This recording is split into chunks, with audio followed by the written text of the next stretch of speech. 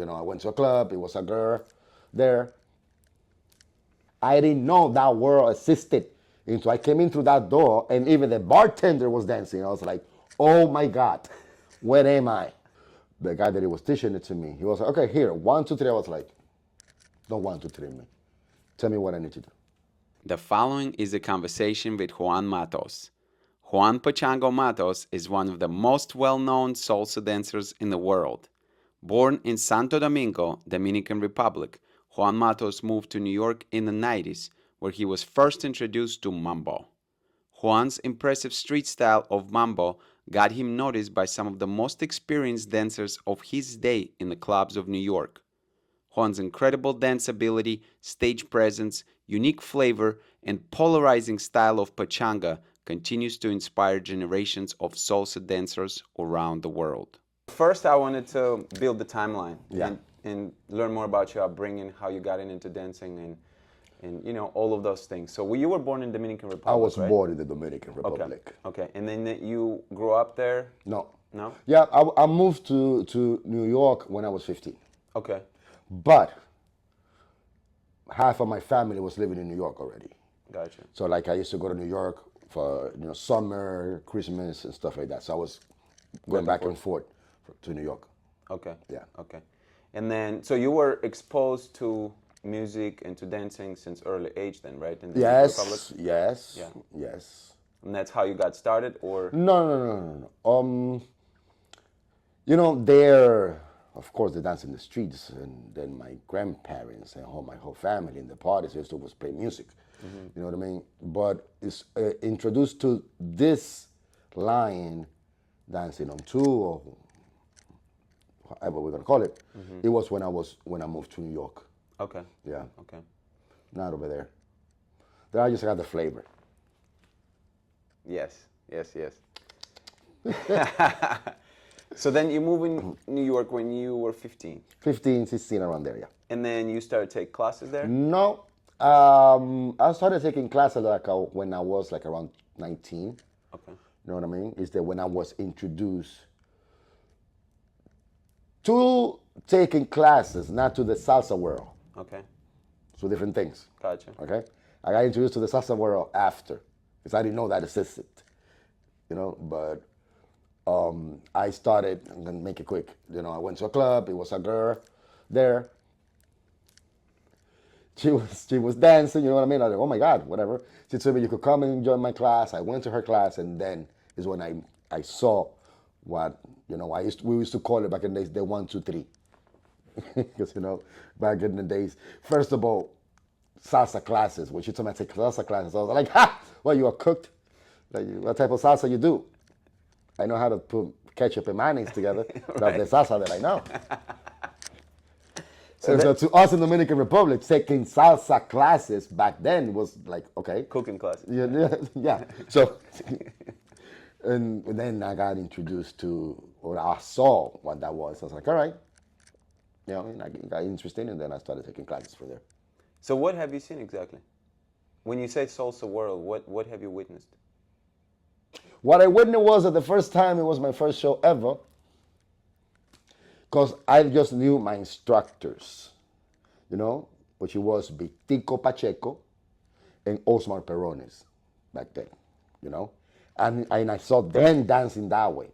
I didn't know it was a whole world that danced that way. Yeah. So the first time that I went to a party that I was supposed to perform for the first time, I didn't know that world existed until I came in through that door, and even the bartender was dancing. I was like, oh my God, where am I? My pants got dirty. I got scared. Because I see all these dancers, and it was a mambo showdown. Okay. Then a mambo showdown, it was people from all around the world. It was like a tiny congress. So you got people for China, for people for Japan, people from Italy, Russians, you know what I mean? And I was like, oh my God. You know what I mean? You didn't expect that. I didn't expect that. I thought we was going to do a little club in the Bronx. Right. Full of Dominicans. That's what I thought. I'm like, oh yeah, whatever, I got this. Oh no, bro. It was all the opposite. It was like a reality check. This is what you're going to be getting into. I'm like, oh my God. But it was beautiful. from there, I was like, I belong here. So it was a beautiful experience. We was like the third or fourth show, and we was Osman Perrones, a student team. So, and back then, you know what I mean, the dancing is not at the high level that it is now. But we did a great job, and then from there, you know, I started following more and falling more in love with that, you know, with salsa, and that type of salsa. How long did it take you from the moment you started taking classes until your first performance? Like 2 months, 3 months. Oh, so you picked it up super quick. Yeah, I picked it up super quick. So based on how, you know what I mean? But I remember when I started learning the routine, the guy that he was teaching it to me, he was like, okay, here, 1, 2, 3. I was like, don't 1, 2, 3 me. Tell me what I need to do. You know? And like, but it's a part of the story in between. All right. I started taking classes, okay? Right. Then I got injured. I stopped taking, but when I started taking classes, I started hanging out with the dancers. Right. Okay? But we used to go to the clubs, the Dominican clubs. Then I got injured, so I stopped. Then I came back again, same story. It was like a circle. No, yeah. It was like a deja vu. Right. I met another girl in the same club. But this girl told me half a group. So when I went, you know, it was Osmar's student group. And that is when I learned the routine. You know what I mean? It was all like, if you learn this routine, you're going to perform it. And it was that 99, and then I performed it, I think it was January or February of 2000. You know what I mean? And I learned it, and I was like, don't 1, 2, 3 me. Don't 1, 2, 3 me. Tell me what I need to do. And then I was just, you know, feeling the music. And I think I always have that ear, you know, and that feeling for the music, you know. And then from there is when I started, you know, using the numbers to get myself, you know, better or to clean it up. But it was more by ear that I learned the whole show.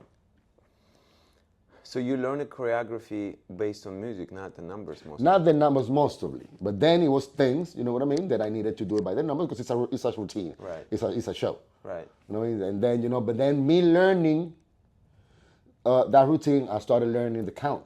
Right. And how to count. Right. Not music, how to count. Right. Okay? Remember, something is feeling the music, something is knowing about music. Right. So I learned how to break down music when I went and I started training with Santo Rico, with Thomas Guerrero. There's when I started learning how to break down music and the counts and the different types of counts and stuff like that. You know what I mean? Where to start, if the music was changing timing, how to know and stuff like that. That feeling of music that you mentioned, where do you think it coming from? Did you play some musical instruments? Not at all. Not at all.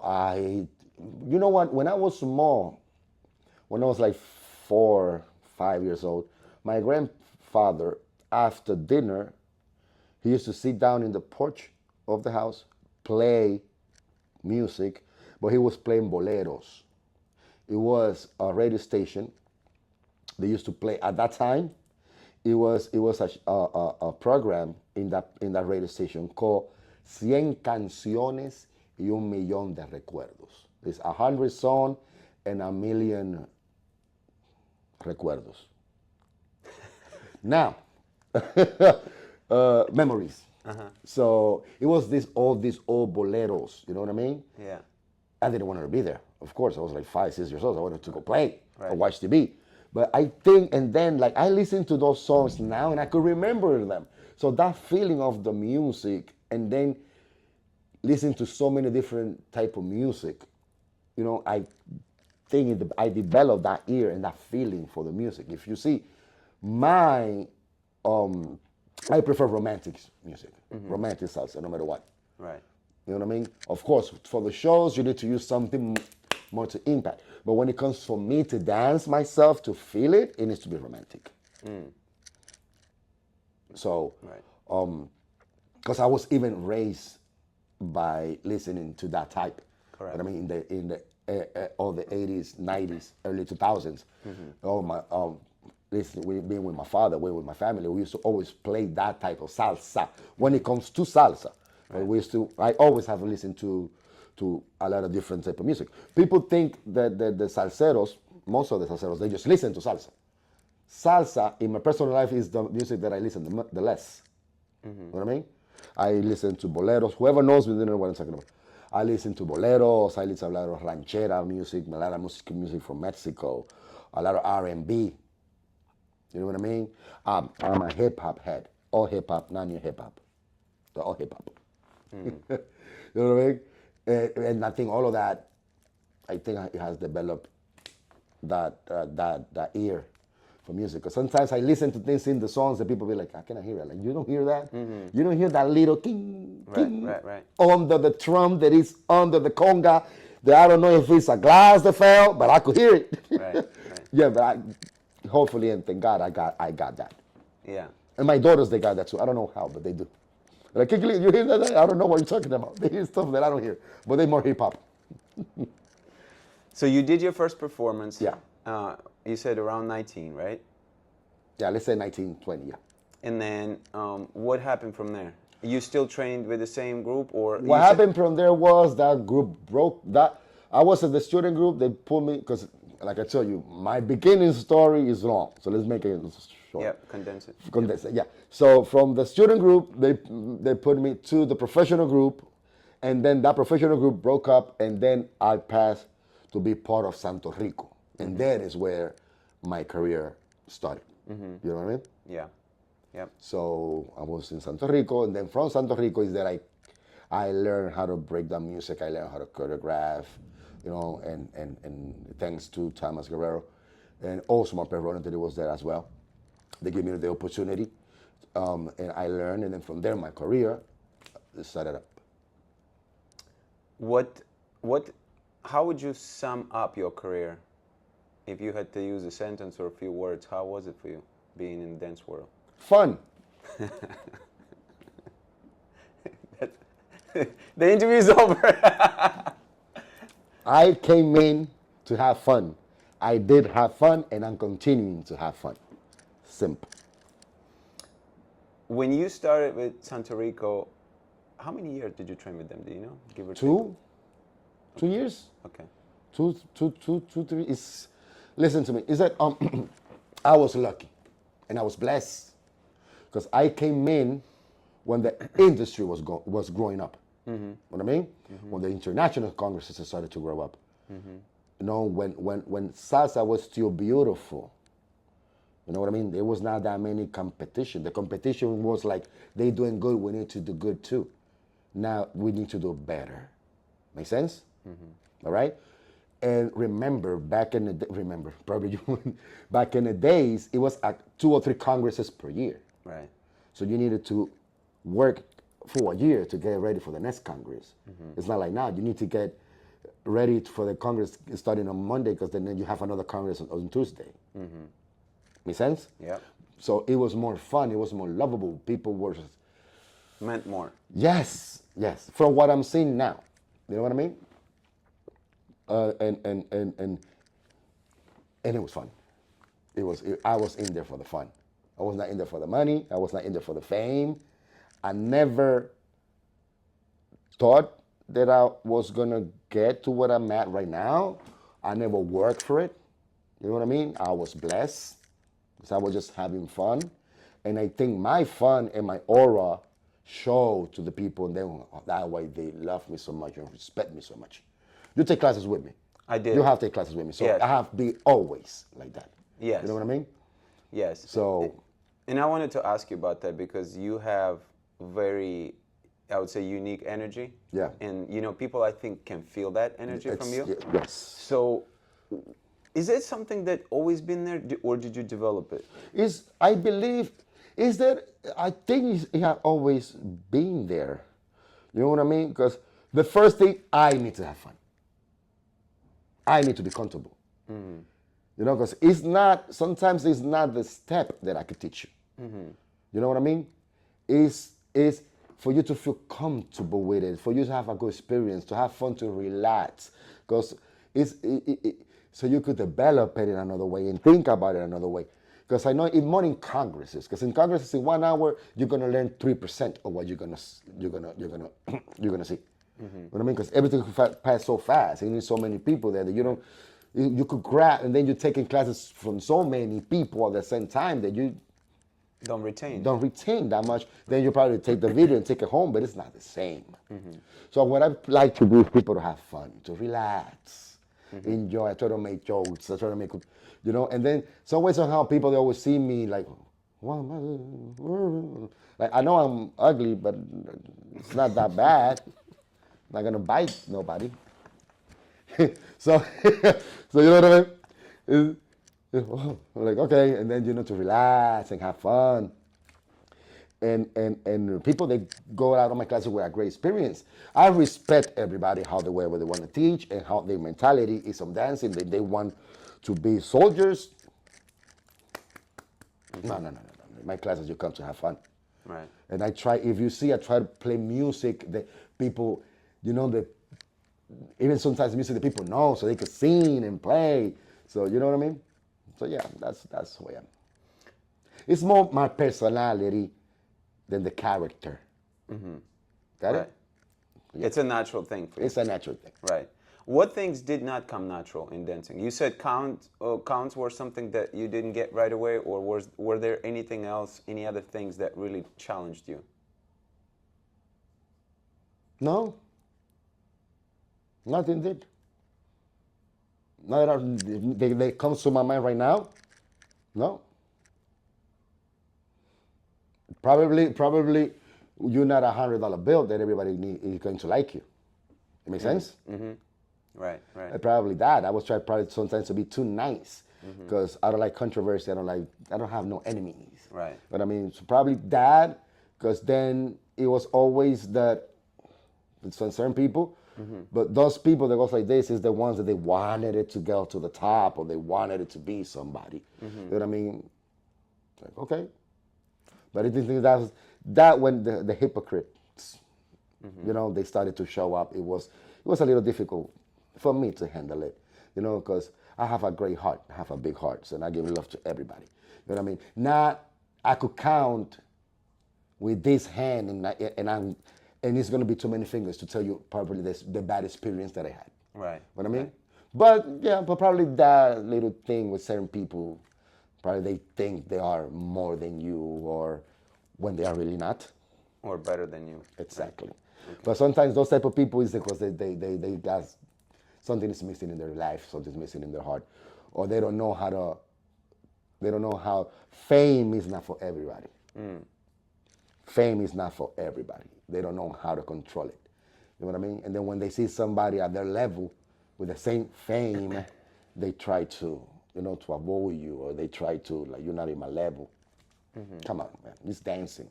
Yeah. When I get a Grammy, or Oscar for the best step in the world, here the Oscar goes to Juan Matos for the best step of the year.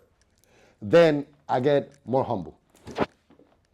you got my point, right? Come on, man, it's dancing. It's fun. Salsa's supposed to be fun. Well, and every artist will express themselves the way that they want to express themselves, right? Yes, of course, and we respect that. And it's not only through steps, but through personality. Through personality, and I totally respect that. Then, so if somebody is trying to tell you how to be, they take away part of your soul, in a way. Exactly, and they try in the beginning. They try. You need to be and act in a certain way. Right. Because now you're getting a certain type of attention. Now you're getting to get known, so you need to... Or the opposite. Like, oh yeah? Right. No, come on, man. I mean, I respect everybody. Everybody got their own way to be. Everybody got their own mentality. Everybody sees the word differently. That's why they have different colors. You know what I mean? So people, I like black, you like white, he like red. You know what I mean? So that best in the world doesn't exist. So actually, a question about that. When people were trying to, in the beginning, like you said, trying to stir you a certain way and tell you how to be, did that pertain only to dancing or to business world as well? Like the thing is, yeah, because I was like the party guy, and then I was out there. You know what I mean? And in different, like in many different ways. Yeah. More like, don't take so many pictures. with people. I'm like, ain't that what we work for? Right, right. You know what I mean? Don't be too honest. Don't be too humble. You need to a little bit. It's in certain things you have to. Some people don't step on you, but you need to know how to do it with elegancy. That makes sense? Yeah. To be elegant and know how to do it, not to be like, come on, what is that? Right? But I respect whoever does it. If it works for you and you're not stepping in nobody's business, but then when you start talking trash about the other dancers to put yourself up as a dancer, you lose my respect. Makes sense. You know what I mean? Yeah. When you start saying, oh, what they're doing this or what they're doing that way, the way that I do it is the best way. No. Well, that's what I said earlier. That's why we got different colors. So you could choose which ones that you like. But then when you have to talk trash to down people to make yourself look better, you lose my respect. Do you feel like it still exists today? Yes, it does. Yes, it does. Yes, it does. And you know what is the problem now? That before it was not this little guy right here. So now people go back and they see what had happened in the past. You know what I mean? And they be like, but wait a minute, why these people are saying it's not what happened a long time ago? Why now they are trying to talk the things that are passing now, trying to trash it down when it was not like that 10 years ago. It makes sense? But it's because this everything develops, you know what I mean? Everything, we grow. But if you don't go with that, you know what I mean? You're gonna stay behind. Make sense? Yeah. If you don't go to what is going on and think that your stuff is the real truth, is that you're the creator of everything, and whatever they're doing is not right, but then the whole world is going to that and then you stay behind, it's your fault. Yeah. Yeah. You need to keep up. Right. Right. It makes sense? You're having progress. You're having progress. You're still behind. Right. It's not our fault. So don't talk us down Right. that we have kept this alive for so many years, Right. all around the world. So You think it's maybe jealousy or ego? I think it's more ego than jealousy. I don't think it's jealousy. It's more ego. But I mean, probably, or when you feel left behind. Yeah.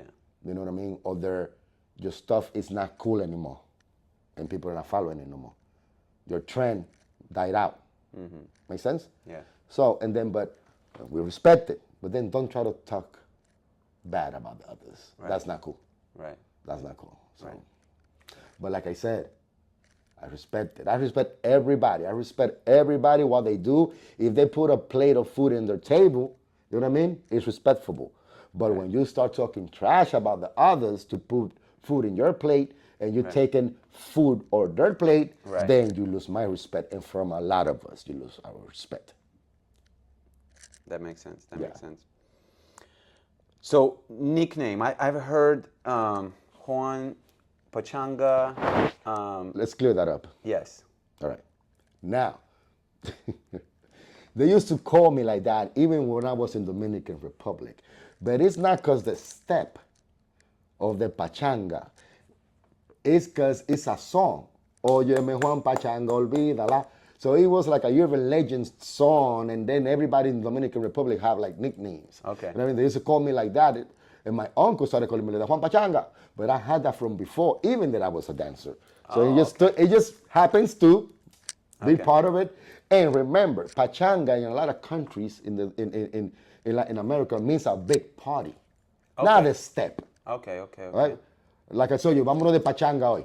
Let's go have a big party today. Okay. You know what I mean? Yeah. So it was more because I'm the life of my family. So that's like always. Let's go. All right. So I was always like that, even in the dancing scene.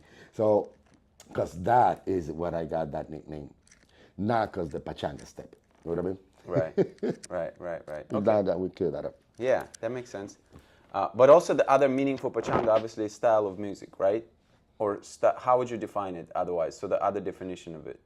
Well, if you take it out of the pachanga step movement of music, if I could put it, if I could pronounce it as Juan or pachanga style from Juan Matos, is what I do in my classes.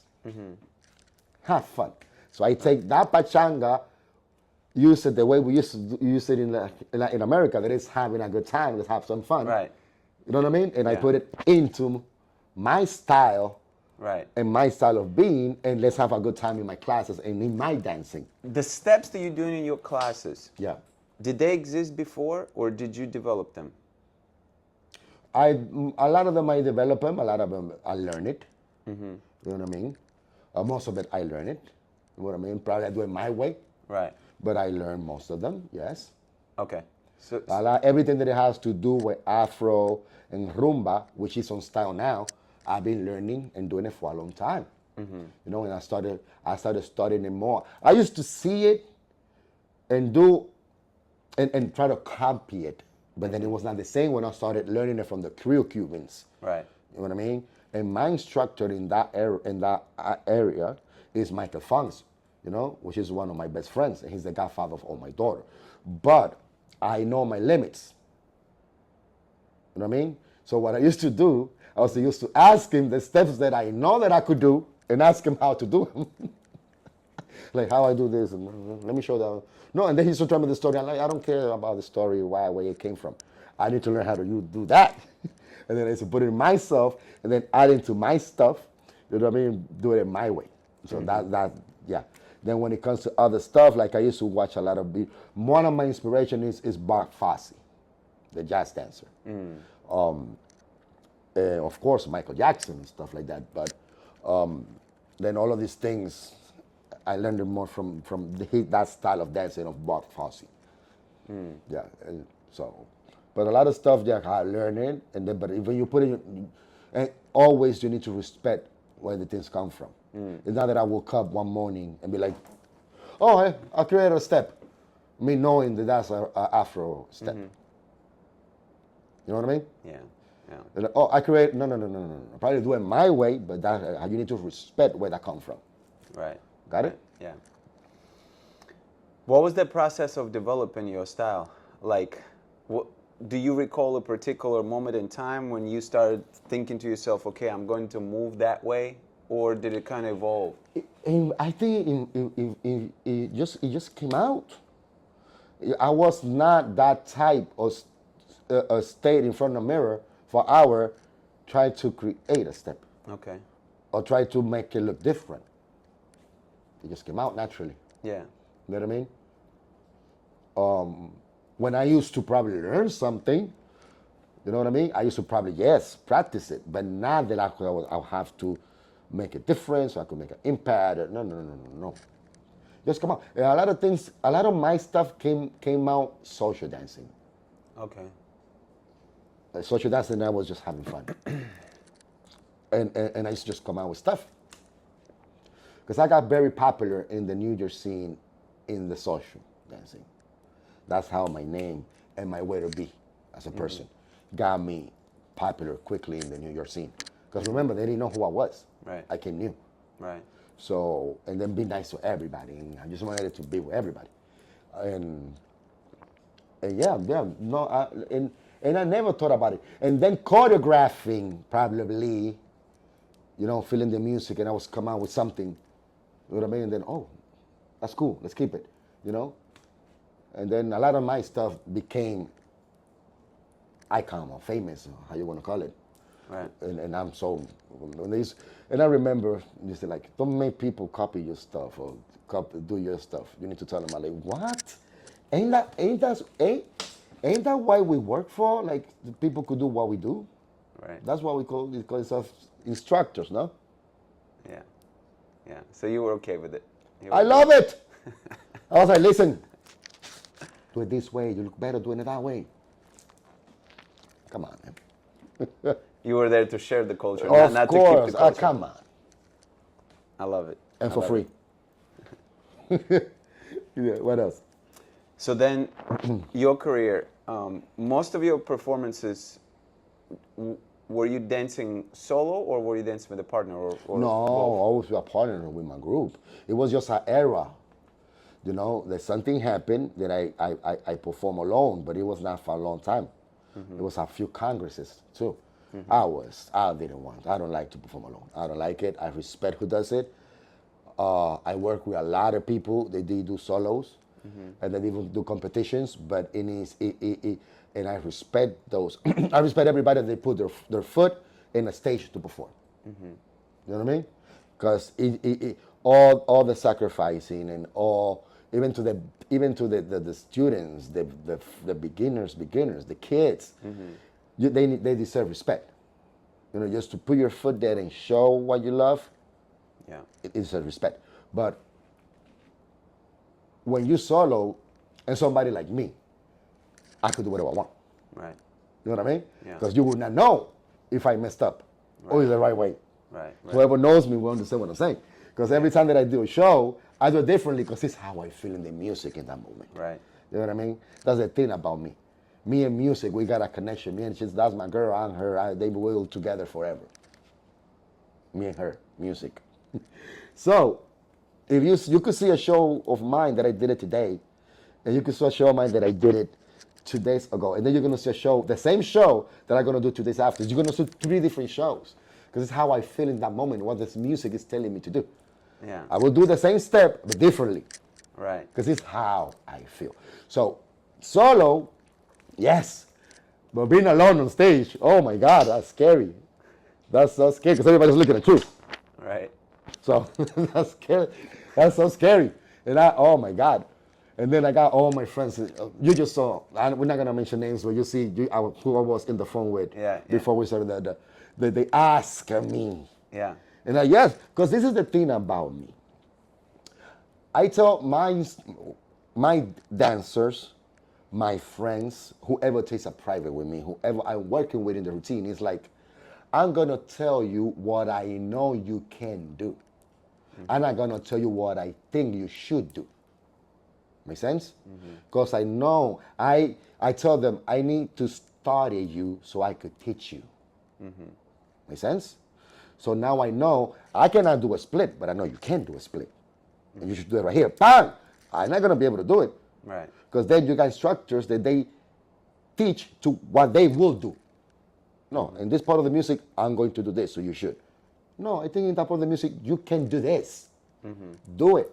No. Go and study with this one and learn how to do that, and you're going to do it there because I know you can do it. That's the way I teach. That's the way that I mentor. So it's different with me from the others. So, and that's what I love to do. But when it comes to solos, I have fun with the others. Like you go over into the corner and then say hi to the people in the back, and then you come here to the front and you tell them. But then if I have to do it, I mean, oh my God. I would have never guessed that you don't like. I know. No, everybody thinks, oh, Juan goes up there and he kills. All right, no. And I'm going to do a solo show soon. I have to. You know what I mean? It's going to be a surprise for everybody. Whoever. No announcements? Huh? No, not yet. But it's going to be something nice. It's going to be something nice. It's going to be a lot of me from my last 2 years in that solo show. Okay. You're going to be putting some, announcements on Instagram when in time? Oh, yeah, of course. I have to perform it, as a matter of fact, in October. Okay. In a congress, in some Islam give free commercials. Yeah. You know what I mean? But, yeah. So I have to. The thing is, and this is the thing. And I know, because all my friends and my family dancers, when we're alone, we don't create nothing for ourselves. People think that, oh no, they go like this. No, I was sitting in the studio like, when it comes for me to teach others, oh my God, my head goes like this. Yeah. I do this, jump here, blah, blah, blah, pam, pam. But when it comes to me, nothing comes out. Nothing. And I know a lot of them go through that. That's why they come to me. Right, you know what I mean? Right. And I was like, wow, what we need to do here? We forgot. Teach me. We're missing these 3 bars. I'm like, all right, you put here, you go there, you ready, pam, pam. You say, good, all right, bye. Yeah, but it's fun. That's so much fun and love. It's It's more. I do it more from the heart, different than anything else. You know what I mean? It's very beautiful. Between performing, social dancing, and coaching, do you lean towards one of these? Well, how is my career right now? Because remember, I'm retired. What I mean by retired is that I'm not. This is not my living anymore. It's not that I have to, that I teach every day, that I'm performing every weekend, that I'm traveling every weekend. It's not that I'm retired, that I'm not gonna teach no more, and I'm not gonna perform no more. But it's not my lifestyle anymore. It became a hobby now. And I'm having more fun now than I used to have before. Oh, okay. So, for a lot of reasons. But see, I have to choose from the three of them. Teaching, not coaching. Teaching, like in a congress or teaching a class. You know what I mean? Like the classes you have to take with me or with my brother. So then I'll be in the car after the class and I'll be laughing on the same jokes that I make because I remember like about myself. Because I'm very spontaneous. So I don't come with a list. With a list. I don't come with a script. I just, in the moment, I don't know if you noticed that, in the moment, I'm like, boom, bam, bim, bam, bim, bam. And people enjoy it. Yeah. You know what I mean? So, and then I'll be in the car and remember like, did I just say that? When I was teaching, I'm like, that must be crazy. I don't know, they just come out of nowhere. Yeah. And I always have that thing. You know what I mean? Yeah, I remember that joke you used a couple of times. Once at the Orlando Salsa Congress, and then second time I think at Brulando Social. You were saying your girl tonight's gonna ask you what is this, and you're gonna say Pachanga, baby. Yes. Everybody that takes a Pachanga class with me, your body movement will change your life personally. That's a good commercial, by the way. Yeah, but that's a good one that always hit people. You know what I mean? Yeah. And then the people just see how people laugh and they get it. Yeah. Because it's not an easy movement the way I do it. Right. It's not easy to get. But in 1 hour you cannot break it down and start and you will do it perfectly. But then they get loose and that's the way to things like that to introduce to people. So teaching, what it is about teaching that you love so much? The fun that I have. And I get to play my music. The music that I don't hear in the socials. Understand? Yeah, yes. I need to play my music. Right. So that. Then coaching, and then it will come probably the social dancing. But the social dancing, again, like I said, I respect everybody, but DJs. I could coach you on that too if you want me to. Sorry, with all due respect. But you cannot put Sonido Bestial at 3 in the morning.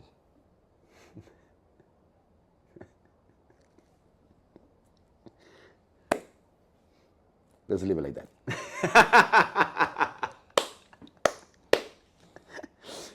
So, some technical tips. If you were talking to someone who've never danced Pachanga before, like your particular style, how you like to teach, what would you tell them? Keep in mind that might be some people not watching but listening over podcast. What's some of the cues or tips you would give them? You know Frozen? Yeah. The cartoon? Yeah. What is the famous song of the cartoon movie? Oh, I don't remember. It goes, let it go. But I think that's how it goes. Let it snow? Was it No. Let it go? But I put it that way. I don't know if it's let it go. Relax, have fun. Because the thing is that we mind, it's not my pachanga. That's the world. It's everybody. Right. You know, that when something becomes part of the culture already, it's not even yours no more. Right. You know what I mean? Yeah. It's more the movement, you know? And that movement, you can add it to different things. That's why your personal life changes. So it's just having fun, enjoy it, not to focus to look good doing it. Because that's the problem. People want to look good doing it instead of just flow with it. So the tip is relax and let it flow. flow with it. If you did it wrong, who cares? You try the next song. Go home, practice it. Because there's a lot of people, I know there are a lot of people that they focus and stuff, and they want to do it, they want to perfect, not just my, or whatever, pachanga, and everything else. Everything, even in a basic. And they practice to perfect it. You know what I mean? But if you do it with more relaxed, you don't need to show nothing to nobody, you need to show to yourself. You know what I mean? Simple. Just flow, let it flow. So let's put it that way, let it flow. Let it flow. Aguanile. There you go. If there's some, so I completely understand that, but there's probably some people, I'll put myself in that category too. Sometimes it would be difficult for me to relax if, for example, I feel as if I don't truly grasp the technical component of dance. Like if something wrong with the count, or if something wrong with my body movement, something is missing, right? So is there something, technically speaking, that you can recommend When it to people? to dancing in general, or to that type of that step? Well, let's go with that step. The thing with that step is We're talking about specifically Pachanga. Yeah. Right? Okay. All right. I think I believe what is how to play with your body weight. Not a lot of instructors teach how to play with your body weight. They teach you how to move your shoulder, probably. You know what I mean? Right. Or how to talk to the stars. Right. But how to use your body weight. You know what I mean? I could dance a whole song without, and I don't have to use my feet. I don't have to step. Right. So probably using your body weight and how to make it flow. Because if you use your body weight, you can move your whole body. You know what I mean? And that specific step, that specific pachanga, if you know how to control your body weight, you will make it flawless. You know what I mean? Because it's how to, when to step, when you finish one side, when you finish the other, how you made it flow and how it comes back, how it goes this way and come back, you know what I mean? And using even, when you have to take the classes with me, I teach people even the shoulders, how to make it involved, so you could look at one beautiful poetic justice, a silhouette, you know what I mean? That is everything moving at the same time in a beautiful symphony. Right. You know what I mean? So, but it's how to work with your body weight. And I learned a lot how to work with my body weight with the rumba, with the Cuban rumba, because they play a lot. We have to play with the body weight where I have to step in every single number. And from that, this is the thing, from that little technique that I learned, I created a massive dancing style, steps or whatever. Because if you could do that, even in a basic, you could use how to play with your body weight. You don't have to step. Make sense? Yeah. You know what I mean? You took smaller concept, but you enlarged it. Exactly. And that's what I try to tell people. You know what I mean? Nobody will never dance like me. Nobody will never dance like you. Because you have a heart. I have a long heart. I feel it differently the way you feel it. You know what I mean? This is what I believed. I believe in. When to me, dancing is something sentimental. You know what I mean? It's how I could express how I feeling at that moment where that song is telling me. Right. You know what I mean? It's different. I think that's what makes me different, a little different from the others. Well, isn't that what it's supposed to be? Yes, but then it's how you express it. Right. Not a lot of people say, I love you. Make sense? Yeah. They don't have probably, yo te quiero mucho. No, te amo. So, it's, because probably sometimes what they're going to say, what they're going to think, or probably is the way that is their level to express themselves. Right. Physically. Do you think part of it is people not comfortable being vulnerable? Because that you have to have certain level of vulnerability, meaning you have to put yourself out there for judgment and to completely open up to the world, right? Oh yeah. Oh, definitely. Ooh, yeah, yeah, So yes. you've had that. So obviously you've connected with music from the beginning. You always felt comfortable being vulnerable in front of people. I don't care. This is who I am. You know what I mean? And I went through a downfall in my career. You know, I went through hell in my career and in my personal life. You know what I mean? And that's why I stopped dancing, because I felt that I was not loving what I was doing no more, because everything that I was going through, and I was falling into alcoholism, which it was not at the end, because I was drinking beers, Coors Lights. So imagine that. I was never a hard drinker, or I had never used drugs. A lot of people judge without knowing, because one to the other, they just is a chain, and at the end it's just ask. Simple. You could ask me instead of judging. The thing is that I was like, you know what? I need some help, but everything was here. You know, we have artists that they kill themselves because they're going through depression. You know what I mean? I went through a deep depression. Simple. It was just that. But I had the heart to get out of it. Not alone.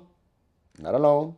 Okay? I went and I checked myself into a clinic, and they kicked me out of the clinic because I got cured too quick.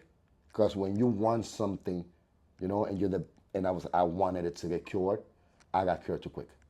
I was like, why you even came here for all I needed to was just, and here I am today. I got 4 years without drinking. I've been sober for 4 years. You know what I mean? I feel better than ever. I look better than ever. But it comes to your question, because I was out there and they never care. You know what I mean? Whoever knows me, I had never been that aggressive or don't talk to me, or the opposite. I'm here. People, so one of my problems, sometimes I used to be like, why they treat other artists and then they treat me differently. Those type of artists, you could not go and take a picture with them, but you could come to me and take a picture, and they treat them like, got it? Oh no, Juan is cool. Juan is part of us. But then I have contribute a million times more than that artist that haven't contributed that much, and all he does is, got it? And even that, it started to hit me in a certain time in my career. I like, why being so good? Why be so humble? Because these other people, they're not humble. They treat them that they the greatest of all times when they're not. Because they don't compare to me, first of all, as a person, and then as a dancer less. You know, but then that's like the little devil talking to me. And then you have the angel telling you, you know what, you know, like in the movie, like in the cartoons? Yeah, but you're not like that. Why you should care? Yeah, you should care. Because you work a lot. And you have that many things and many stuff, and they don't treat you the same. Yeah, but who cares? You know who you are, and you know what I mean. Yeah. So yeah, it was a lot of other things, and then I used to just stay quiet and let it go.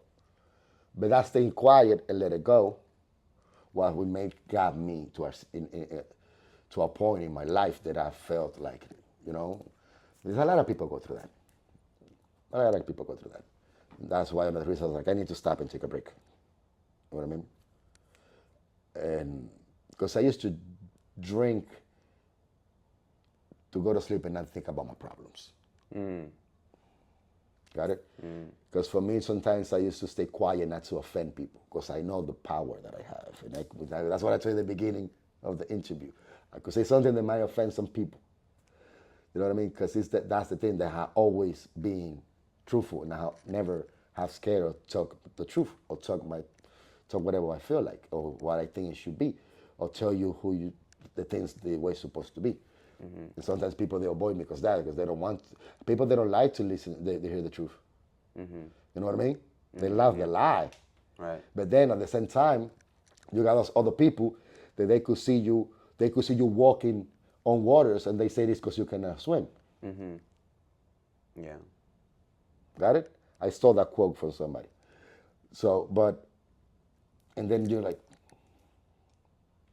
but I know who I am, and I know what I have give to this scene, and I know who's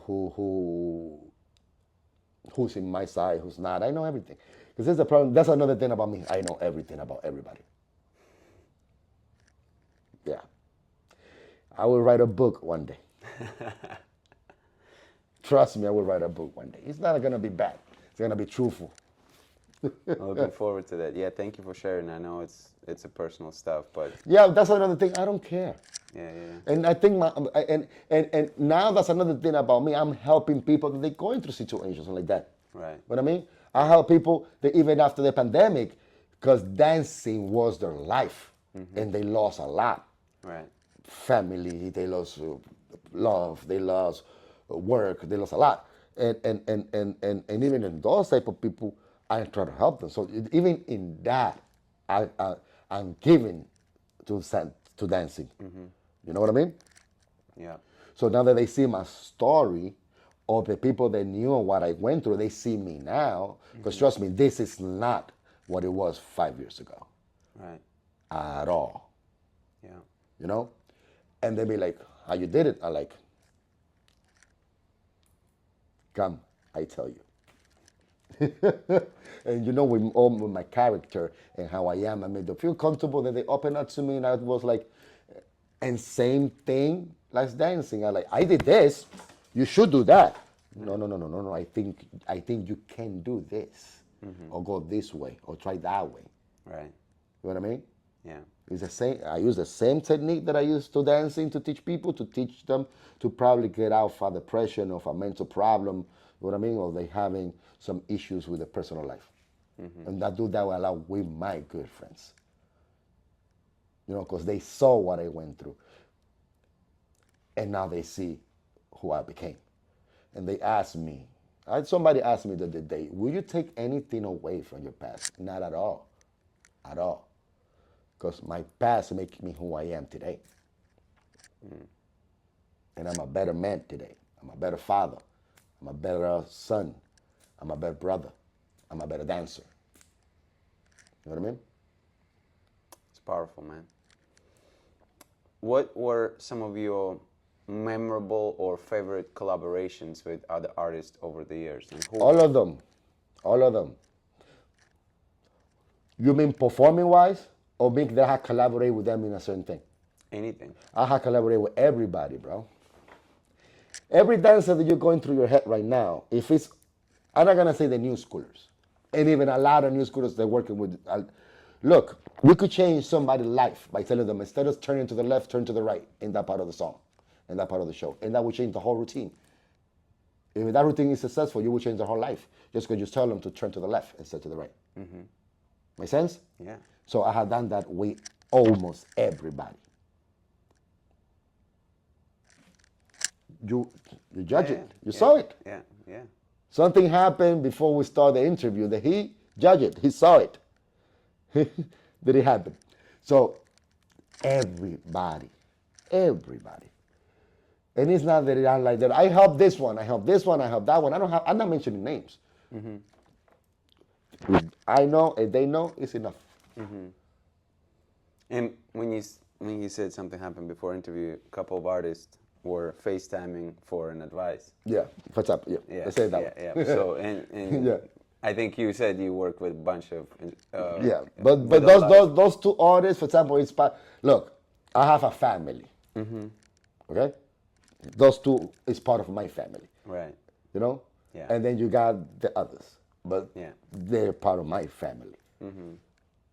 So yeah, this person is besides dancing, it's personal. Because a lot of things happen in the backstage that people don't see.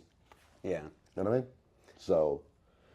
But as far as you performing, because now you're working with so many artists and Me helping them out. performing? Yeah, you is that perform. the thing is that everyone I have done what Adolfo, Maykel Fons, and then with my groups.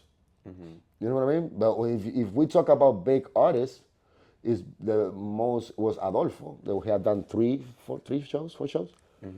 And with Maykel, I have 4 shows too, Maykel Funks. And then having collaborate performing next to somebody, then my people, Marco Ferrigno, but Marco Ferrigno is mine. And then all my dancers, like Neres, my last group, but it's my people. But then collaborate with somebody else. And Adolfo, of course, is his family too. I already told you about Maykel, so. And everyone is a different experience, because it's that you learn every time you do something like that. You know what I mean? I'm gonna give you advice, everybody, and most of the instructors. Teach so you can learn about yourself. Think about that, okay? When you're teaching, all right, teach yourself. Then thanks to me later. What I mean by that is when you're learning, and then when you teach somebody, you could learn how you could do it differently of what you're teaching. Isn't that supposed to be what good teachers do? It's a two-way street, so when they teach, they always take mental notes and they always try to learn and The problem is that they are too focused on making the money and they don't think about that. Make sense? Yeah. So for young instructors, for young dancers who are getting into this game and who maybe haven't mastered, the teaching aspect of it. Let's put it this way. For example, if I teach you something and you're an instructor, let's put it in a choreography. And it's probably you would not get it quickly, or like that pattern, go and teach it so you can learn it. Make sense? Yeah. And make it your own. Right. Because when I teach, I like people, and more when it comes to choreography, to make it look that they own that is coming out from their heart, not from their feet. Right. You know what I mean? Yeah. So by you teaching it, all right, to others, you're learning it, how to do it differently, and how to I have the word right here. How to adjust it? No. Represent it? Express it? Express it yourself. How to express it on your way. Right. How to do it, and then do it how you feel it should be. Your essence has to be present. Exactly. Exactly. Right. Exactly. I go a lot with aura. You know what I mean? Even to a test. So I didn't know who you are.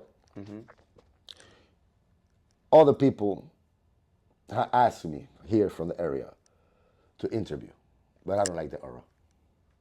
You know what I mean? And then I learned a couple of stuff. Like I told you, I know everything. And I'm like, better not. But as soon as you wrote to me, I was like, yes, right or wrong. Bro, that's an honor, bro. I go a lot by the aura of the people, and I know how to treat them. I know to what level to treat them, even when I'm teaching. I don't know if when I teach, I start with something big. When I turn around, as soon as I turn around and I feel from the audience, I know to what level I could take them. I just need to feel. I'm like, all right, let's go. But I got that bliss too. So to certain people, and I think I without the story that I told you before, because apart from being such a good person, I have been stepped on so much, and I have developed that. Not that I'm gonna be like, but at the same time, with my elegance, I'll be like, it's all right, that's time. Yeah. You know what I mean? You're not gonna get those views with me, right? But in an elegance way, not like like somebody else. No, not that type. Yeah, not at all. So, but I felt it. I'm like, good, yeah, right away. So, because I felt the energy. I believe in energy from people. That's awesome. So then my next question is in that same category, because some dances, and I'm referring to my own dances, social dancing wise. Funny enough, it just happened recently, this week. Yeah. Earlier this week. I've been going to a lot of socials. Good. That's what you take classes for, not to take it home, right? Or to record yourself in the living room. Right. You go to take classes you could show what you are learning to practice it. Yes, But so one of the socials actually was a really great dancer, one of the really good follows, but I just couldn't connect. And I think some of that is because I was in my own head, some of that maybe partially song, but the energy wasn't there, and I didn't want to watch a video. My friend recorded a video, but I didn't want to watch the video because I already know. Okay. I already know because I felt in the moment that there was no connection. My question is, do you have any suggestions for new dancers like myself who sometimes can get into their own head? I know you said relax earlier, I understand that. But as far as like dancing with somebody who is clearly superior to you and you sometimes may be worried and then you end up not connecting and not having that energy. Look. Were you counting? Not necessarily. That's it. I already answered your question. But do you think that will... Count. When you don't feel comfortable, and more dancing, you don't have to be counting in their ear. 1, 2, 3, 5, 6. Right. In your head. 1, 2, 3. Until you develop that.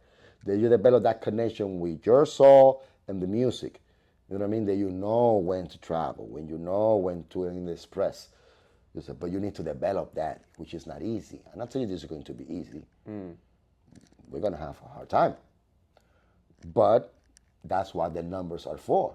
And that's why the music is breaking numbers. Do the math. It's algebra. It's mathematics. Right. You know what I mean? Count in your head. You know what I mean? And make it look flawless. You don't have to be. Right. Okay, now, cross body. Now turn. Easy.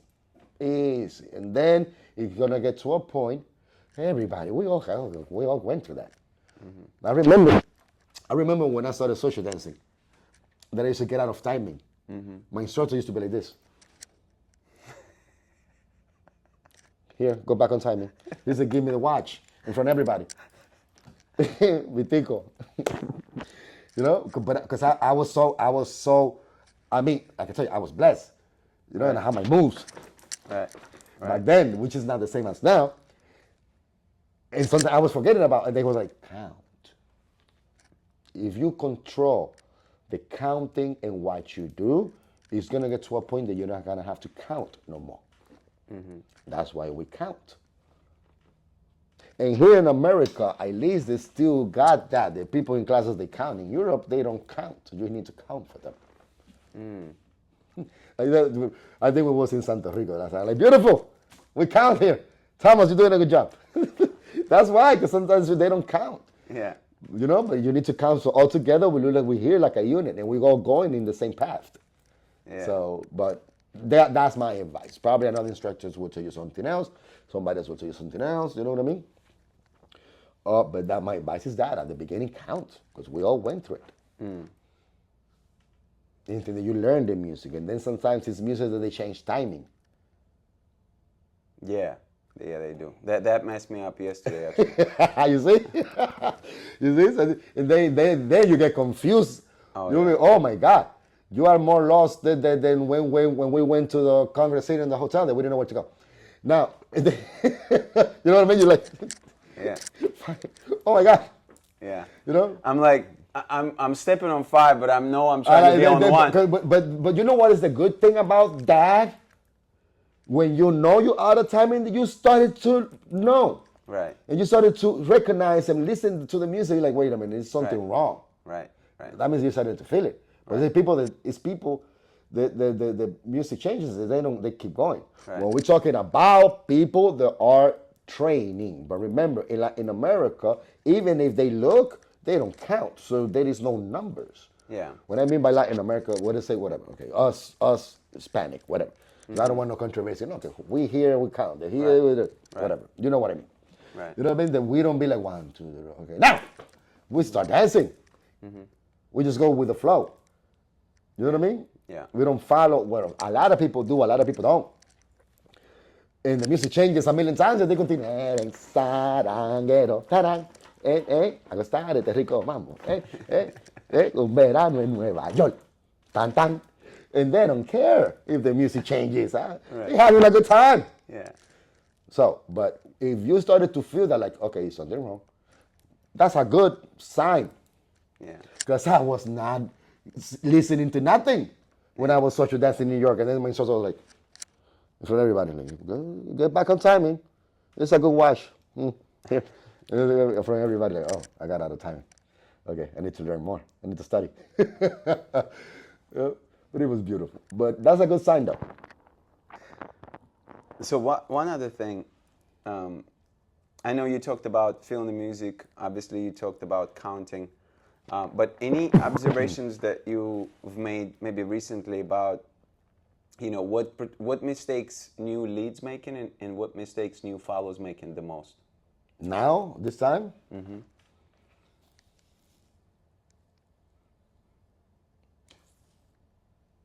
in general, or so, be more specific. Social dancing. Social dancing, the first mistake is the music. Sorry. There's not much we can do about that, right? That's the problem. Right. That's the problem. We're going to petition to local DJs. No, like I said, everybody does whatever they want. But then don't, when you see that the other DJ is playing and the social is packed, and then you play and then it's empty, and then you just get packed again when you play a bachata.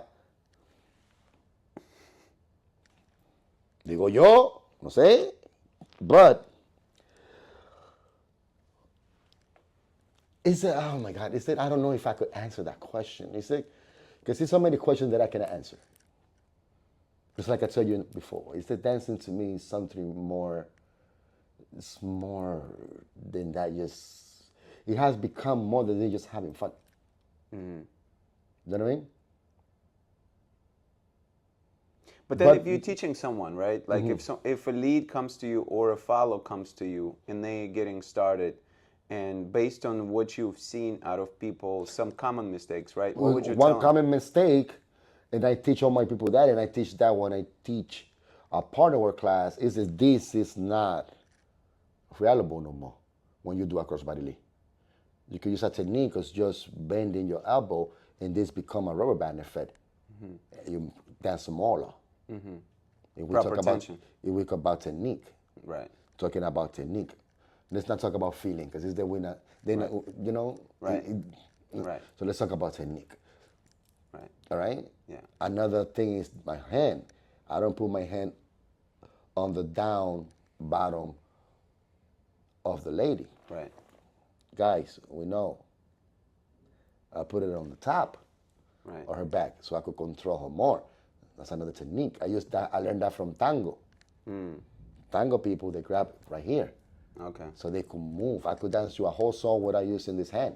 Okay. But I properly have to pull to give a crossbody lead. Right. You know what I mean? You look more elegant instead of down here. Right. Up. So, do a crossbody lead, lock your elbow, let them open. Let the lady open. Men's lead all the time, but you need to take care of that lady, make her look beautiful, make her look comfortable, make her feel protected, make her feel that she's going to have a good time. Let her do her lady styling, because they pay a lot for lady styling too. Look for lady styling, her hair, her nails. But those little techniques. I said everybody just pulling but like I said, it does make you happy. There's nothing I can do about it. Like I said, whatever makes you happy, and you do good, we go good. To me. Yeah. But when it comes to just stuff like that, like I pay attention, but I'm not an instructor anymore. Like that's another thing. I have never been that everyday instructor. That's why when I moved, I left in Europe for 20 years. I never opened up a school out there. You know what I mean? Because I was not that I can go every day to teach. Now you think? No, it was not. I respect whoever does that, 'cause it's a lot of work. It's a lot of work. And to keep up with everybody and to have, I was probably not organized mentally enough. I was thinking more about going to the Congress and my shows need to be whatever. But And I used to talk bad about it, but not in a bad way. Like, how can they do that? I like, how can they handle that? People are crazy every day. Right. 3 or 4 hours, these people must be crazy. My bad talking was like that. You know what I mean? I like, these people are crazy. I would never do that. I wouldn't be able to be crazy. You know how much you have to create? Me. Because, for example, I was an era that every time I was teaching a class, it needs to be something new or different. It needs to come out and create something different. That changed through the years. You know what I mean?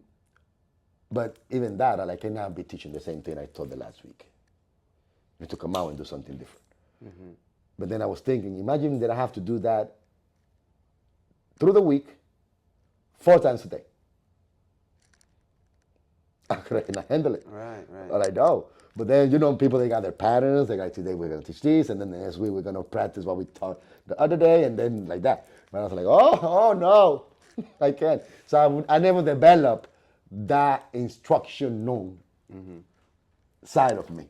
Right. So, but I respect so much for everybody that does it, because patience and dedication, and even if it's their job, you know what I mean? Yeah. It's the income. So, much love and respect for everybody that does that. Is there anything else? No, go continue. Continue. I'm ready. I was going to ask you if there's anything else, any particular topic that you deem important to discuss, that you think, like some of the observations that you've made within the industry that you think would be important to address. It's so many things, bro. But the most I could say is like I seen the scene differently now because I'm in the outside. You know what I mean? Yeah. And me knowing so many things that I know, and being here for so many years, that I've seen so many come and go, and many stay, and many think they still in, but they not. And just seeing them from the outside is a different ball game. You know what I mean? And no, just almost like I say, keep respecting everybody. Or if I could say something to the audience, you mean? No, of course. No, keep respecting everybody. And love them the way they are. You know what I mean? Try to be the most respectful you can. There's a lot of issues going on in the scene right now. You know what I mean? Ugly stuff. We're not going to talk about them here. Things that have happened in the past, things that are happening now. But, just try to get out of that if you're seeing something, if you hear something. When it comes to bad behavior in our scene, because it's not nice, it's not good at all. We have tried to keep it clean for so many years, and then we got so many characters coming out of nowhere trying to, make it look ugly. Even if a lot of people will say it have always been like that, yes, probably. But it was more probably, it used to be stopped before it developed in certain places. It's happening in certain places, they just went like this, even knowing what was going on. So, and try to be safe out there, more for the ladies. I don't know what else. Can you ask me more questions? Yeah. Well, how do you feel about Central Florida salsa scene development? Because right now, obviously, we have, based on what I'm gathering, the information I have, the number of studios increased in the last few years. There's some new artists, I think, here. What do you overall feel for Central Florida salsa scene? To tell the truth, because I don't teach every day and I don't go out like I used to go. I go to socials to support when I can, because instead I have 2 jobs. Right.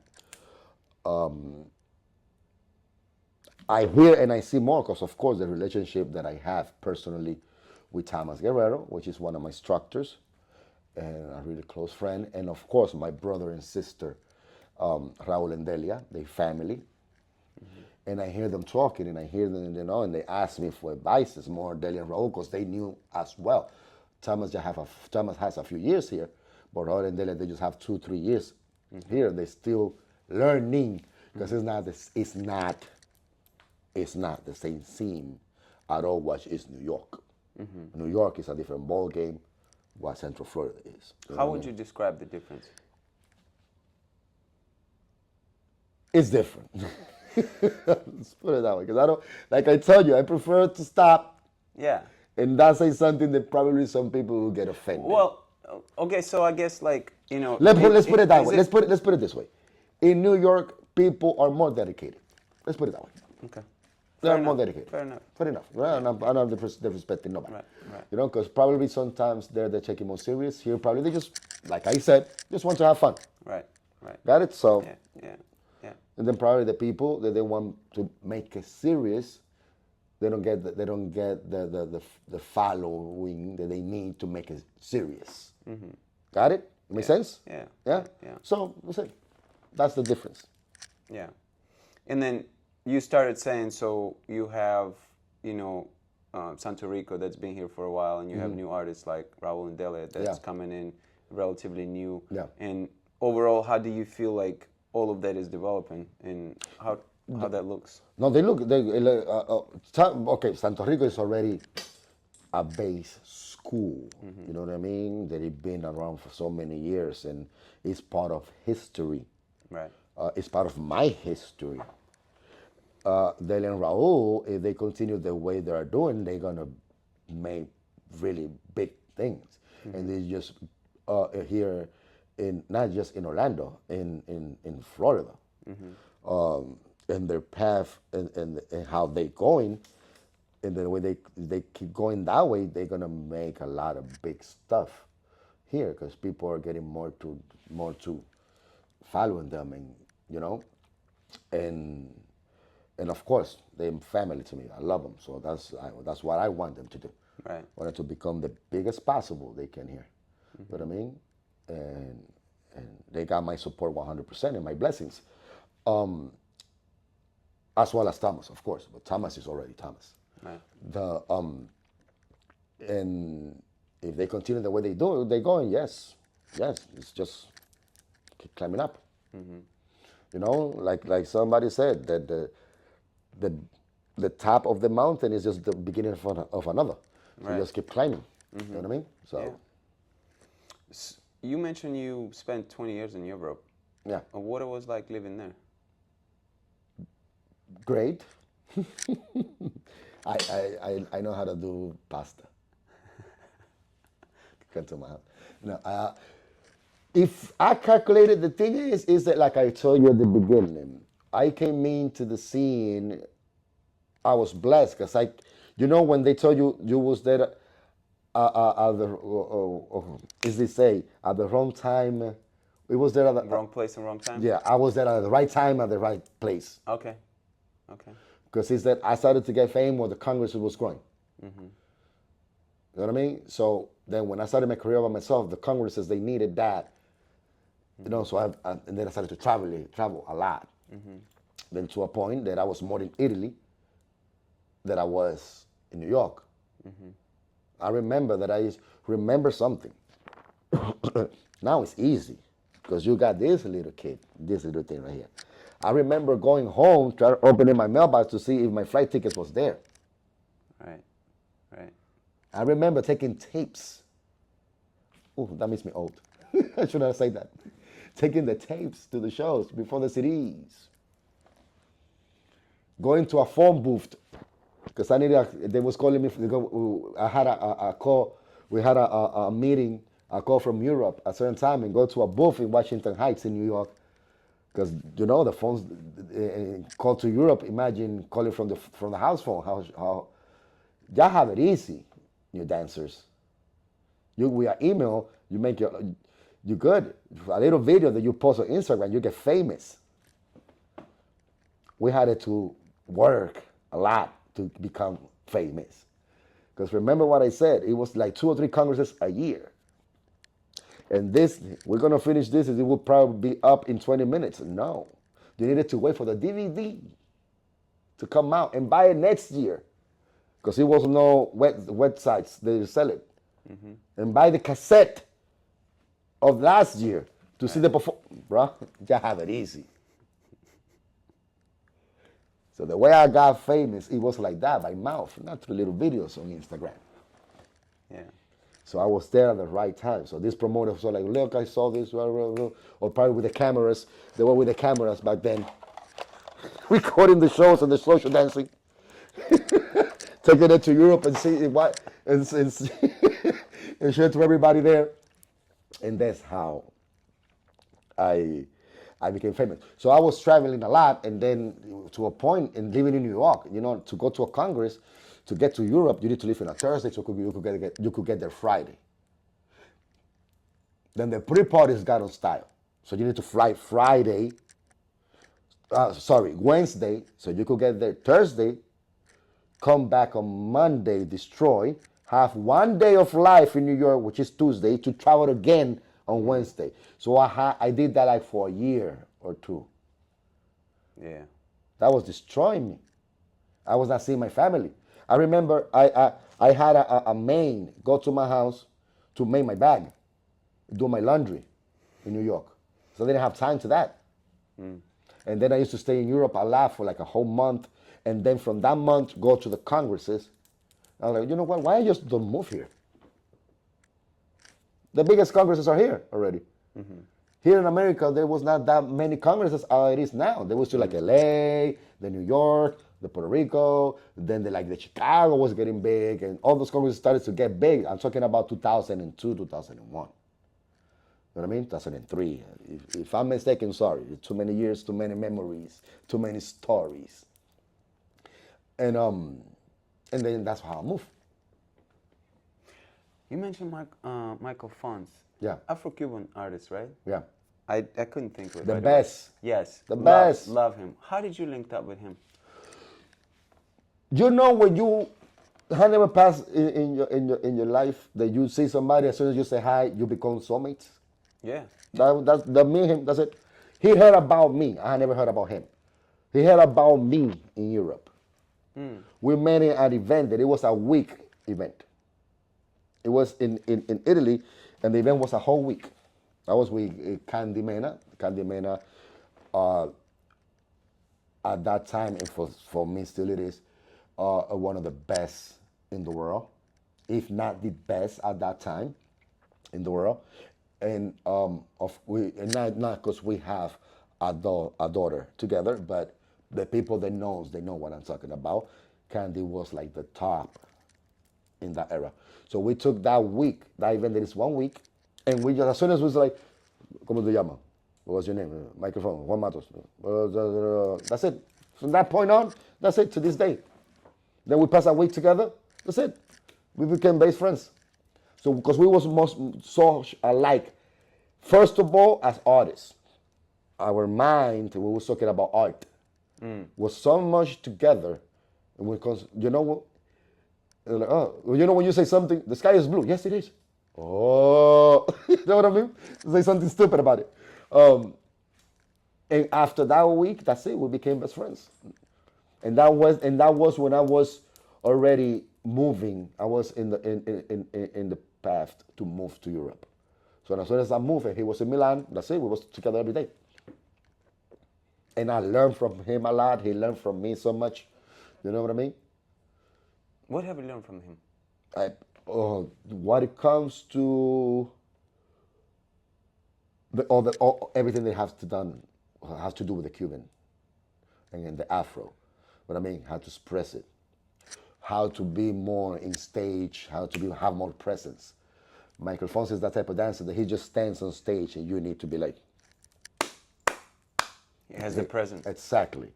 You know, how to stand in a certain way to have that stuff like that. How to listen to the music in a certain way. And the same thing that I learned from him, he learned from me. But remember, we learned in 2 different categories of dancing at the same time. So he's learning like how they're on two, how to dance in a line. You know what I mean? How to travel more, the things that I used to do. So it was a give thing. Give and take. When it comes dancing, but remember then we became friends. When me and Maykel phones, like when we have a conversation, the last thing we talk about is dancing. Right. Dancing becomes the fourth or fifth conversation. Right. We got a lot of things going on in our lives, and we got a lot of things going on mutually. Because he's the godfather of my daughter in Italy. Oh, okay. So we got too many family stuff first, and then dancing. Right. How you doing? Everything okay? How's work? Yeah, how's it going? Okay, and then we talk. And then that's it. But every time, like if I need advice from dancing, if I don't know how to do something, how to break it down, I ask him, or vice versa. You know what I mean? Yeah. So we got a great relationship. We don't talk every day, but when it's love and respect and it's a brotherhood, there you don't need to talk every day. Yeah. But we follow each other every day. Oh, goodbye. You understand? I don't know how we understand each other because he's so Cuban and then I talk in Dominican and we don't know, but we understand each other. Hacer que volado, si conversa, sabe que lo que bye.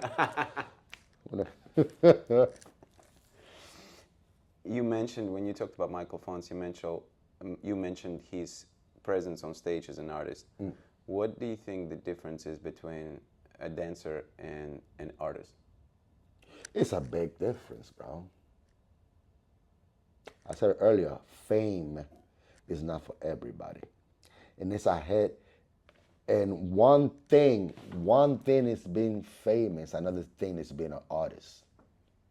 It's two different things. Got that point? Okay. It's not that many artists in salsa. It's a lot of famous people. It's a lot of talented people, but it's not that many artists. What makes one an artist? First of all, the creation. How you carry yourself. Because being an artist could either make you or even break you as well. I think a lot of people do this more for the money, let's put it that way. Right, to get some attention, to get some fame. But you cannot, how can I say?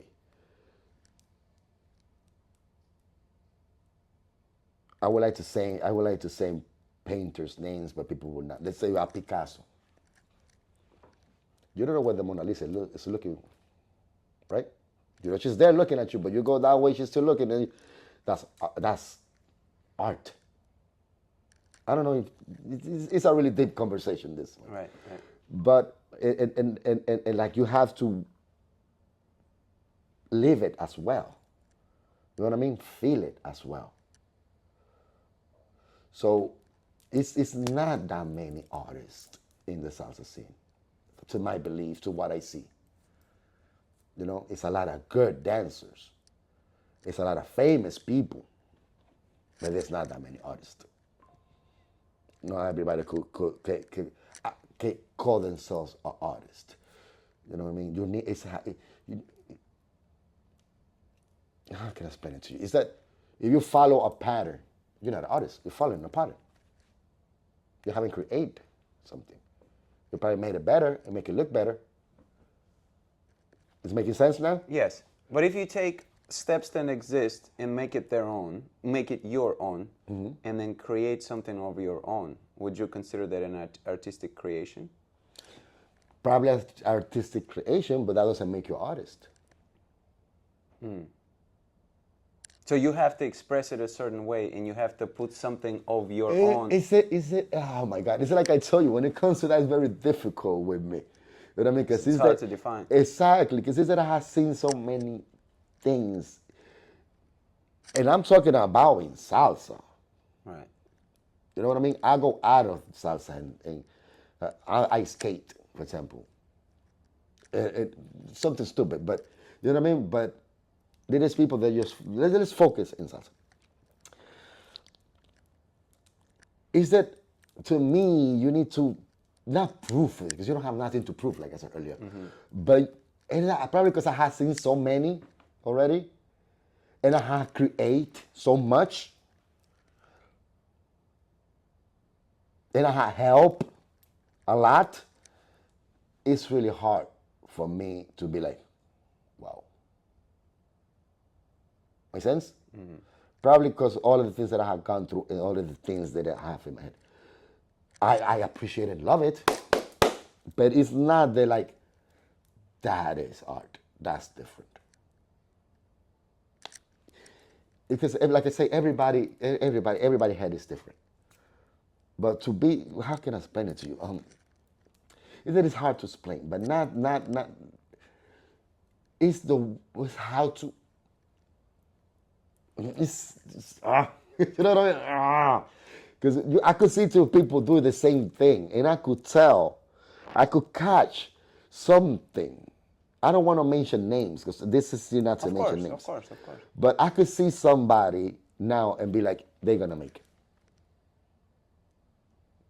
Or no, sorry, they could make it if they keep working on it. You know what I mean? And they keep going forward with it. Right. They can make it. And I could tell you who cannot make it. I know that. You know what I mean?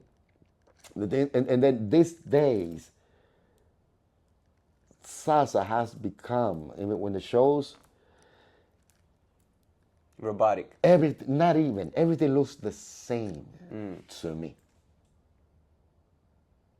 No originality. There you go. We're getting somewhere, okay?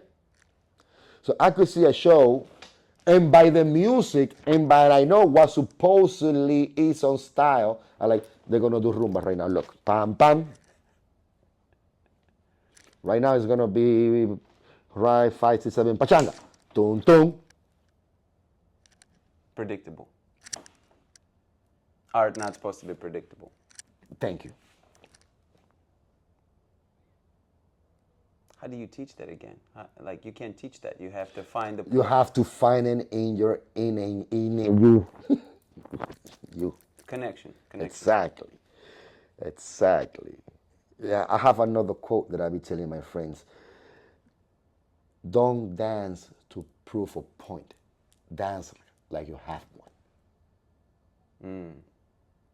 Am I making sense now? Yeah. Exactly. So. Is it in a way it's not to dance to impress, but it's dance because you have something to offer to the world? Exactly. Yes. And you want to share this with the world, perhaps? Exactly. But in order to share it with the world, you have to really, truly connect with it. Exactly.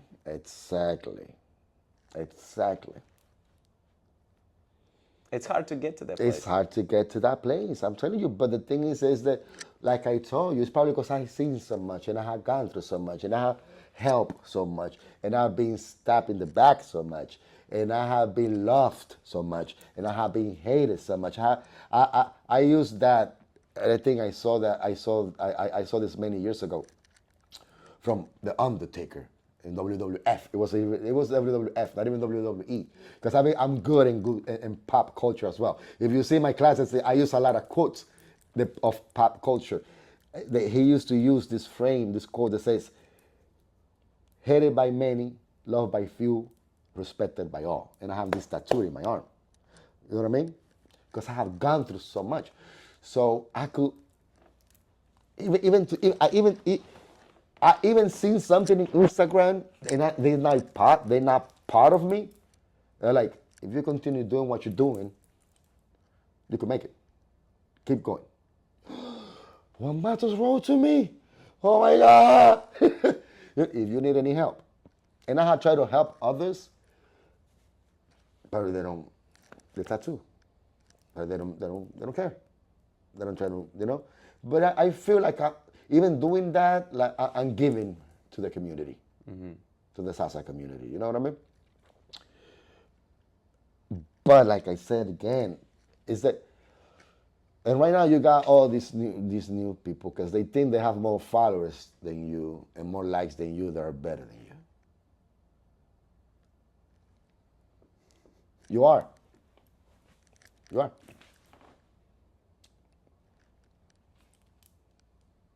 It's not about that.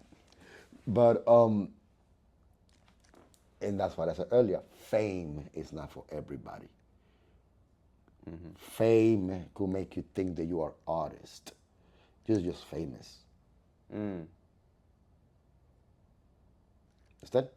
So it's not the same being famous to being an artist. That comes even in the music business as well. It's good, man. It's good stuff. Yeah. I can see the issue, or not an issue, rather a challenge, right? Especially when it comes, to younger dancers or maybe younger teams who are just starting to perform. Their coach or their team leader, they have a real challenge on their hands, right? To if we're talking about beautiful art being really created by artists, right? Then the ability to create an artist out of young dancer, it's probably a difficult thing to do. Listen, we the old schoolers. Let's put it that way. Us the old people. Let's put it that way. Because we old. We don't deny it that we're old. I don't get old. I get vintage. Now, they asked me, Juan, how do you feel about this new generation now knowing who you are? I'm like, I don't feel anything. It's not their fault. It's not the instructor's fault. It's the instructors or the instructor's fault. Not to give the respect To the art itself. to the.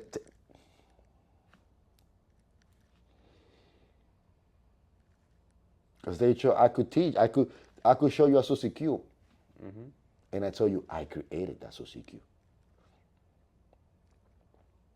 and you know it's not true. Yeah. I mean, you know, but some people then don't know. So, and this is worldwide. This is not just in Orlando. This is not just in Florida. This is not just in the Tri-State area. This is not just in New York. In the world, it's like that. You know what I mean? You don't have to push it. You know what I mean? But if you are, look at me. I just tell you all my instructors who they are and who I'm learning from. Why can't you do the same?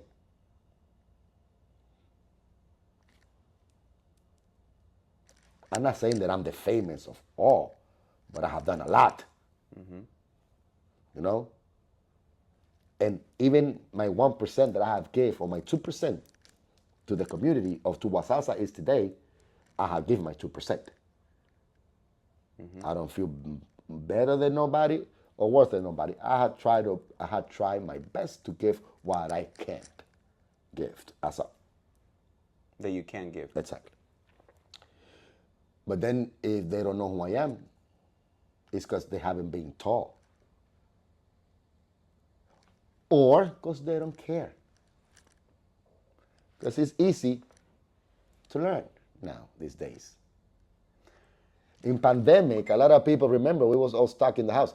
So a lot of people, they went to see stuff in YouTube.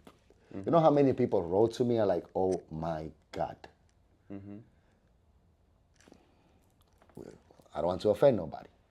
But you did 10, 15 years ago what they're doing today. Right. It's not my fault that they don't know me. Right. It's the fault who taught them that all the things that happened in the past 15, 20 years, and they didn't tell them where it came from. Because I have people doing my stuff coming to me like, oh, my instructor told me how to do that. He told you that? Va a seguir.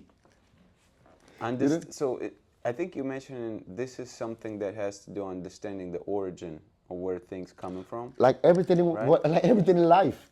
Yeah. Like everything in life. But you know what? The others are not gonna. They suffer more than me. Like a child, really don't care. I know who I am. and what I have gift, and what I'm gonna continue giving. Because I got still a little bit more to give. What do you think the significance is of an instructor educating the student about the history of where a certain concept coming from or who created it? Even that has to be done, even with music. Even with music, you need to give respect to that. Even to tell them who was the creators, where everything came from. Even with music, because you are eating from this. It is something that you not created. It's not yours. You probably pay for it, but you was not the creator. You know what I mean? So you need to have respect for yourself and have respect to the others. And so, like, listen, let's put it in music. You know what I mean? The music started like this.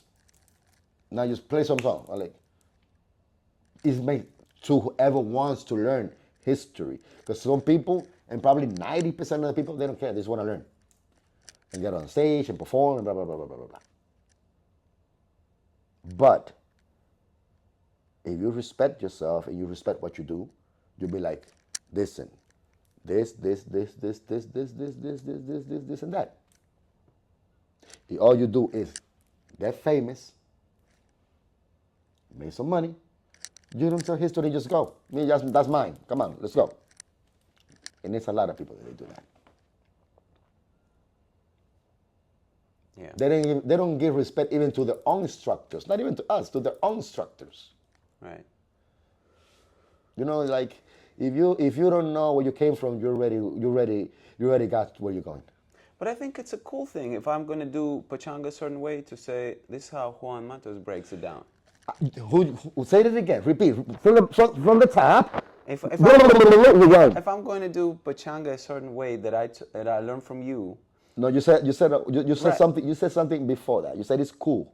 Yeah. Because you feel it that way. We come again to what dancing means to me. You know what I mean? What you feel that you have to. Some people, they don't feel. So some people dance in a certain way because they don't feel. You getting my whole thing? Yeah. So you feel that you have to because it's cool, and and you're giving respect and you're giving our flowers. Yeah. But some people, they just don't care. So one interesting fact, I spoke in February, I spoke with Frankie Martinez. Yes. And Frankie Martinez had a lot of great input. One of the things he said is that you learn a lot of steps, not because you want to be, the best ever in Roomba. You learn Roomba just so you can Roomba in your sleep. So then later, it manifests itself randomly, right? It becomes part of you, but it manifests itself in the art. Exactly. It contributes to the art.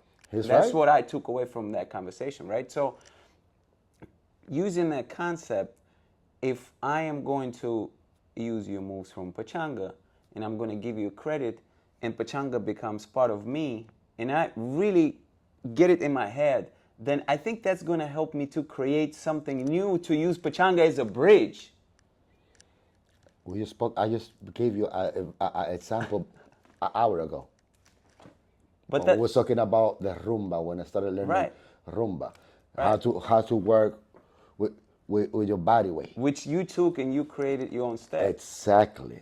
So this isn't like, I think what maybe some people missing is not the fact that, I'm going to take this and master it. Is that take this, take that, take whatever else you want, but Look. create something with it. Look, remember that I told you that I told my people what I know or what I feel they can do.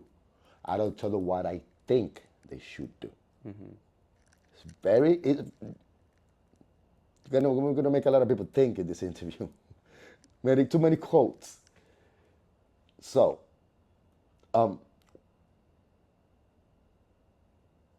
if you know how to do a hamburger, I will tell you, take the hamburger and learn how to do it in a million different ways. It makes sense what I'm trying to say? Yeah. You got that burger and cook it in everything. because that's why you know what to do Right. and create your own cheeseburger. Make sense? So that's what I tell them. If you see the dancers that have working with me, my dancers, one is totally different from the other. They don't dance like me. You could see me and them, but none of them, from all the women and all the men, they all know who they are. None of them dance like me. You have all the instructors, you have their dancers that dance exactly like their instructor. Carbon copy. Then you have dancers that nobody dance like them anymore because they didn't leave a legacy. Everything was me, me, me, me, me. So they don't have nobody to represent them. Got it? So, going back to me. Why? Because if you know how to do a hamburger, you're going to learn how to do the hamburger in a million ways. If you know how to do pizza, you're going to learn how to do pizza in a million ways. If you know how to do spaghetti, you're going to learn how to do spaghetti. You know how to do this. So from them, I see what they're good at, and I tell them, go and develop that. You look good in this, go and develop that. Not like, no, you all need to dance like me because I'm the best, and you need to do it that way I do it, and you need to talk like me and dress like me and be me because it's me and nobody's better than me.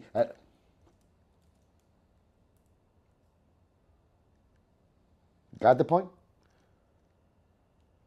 I create leaders. I don't create followers. So that's how I teach them. And like, listen, and this, it came from this. Okay? And that, it came from here. This, it came from here. All right? The tomato, it came from here. The lettuce, the burger, the meat, it came from this one. The bread, all right? So now you learn how to do it. You got it? All right, now that burger, learn how to do it in a million ways. And my legacy is saved.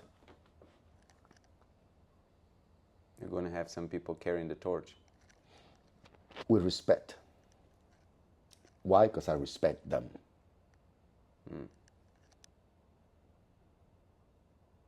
That's good, man. Good I stuff. tell you, it's going to be different with me. No, I love it, man. I love it. I love that we had a chance to sit down and have this conversation. It's been awesome, man, talking with you. It's been Good. super, super great. Have a good time, people. Don't let nobody tell you that you cannot do anything. All right? Focus. Whatever. If you want to make it to the top, work hard. Ask questions. That's a lot of people that are afraid of asking a question, you know? Ask a question, because even very good, you will have an answer that is better than having nothing. I'm full of quotes. For sure, man. For sure. All right? I want to thank you for your time. No, of course, bro. I want to thank you Love for it. your honesty, for your energy, for your Like I tell you, truth.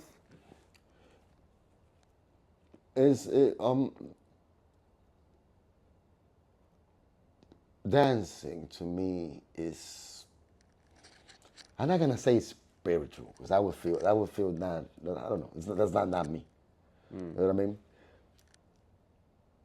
But the music is my way to, like I say, there is no best in the world. But I just love to express myself with the music. And even if it's teaching, even if all those little videos that you see me doing here, is that I'm working and I play music and then I improvise. Like, let me put it up there. Because so many people, they get inspired. Getting inspired by somebody, that doesn't mean you need to copy what they do. I'm inspired, I'm going to get better. You know what I mean?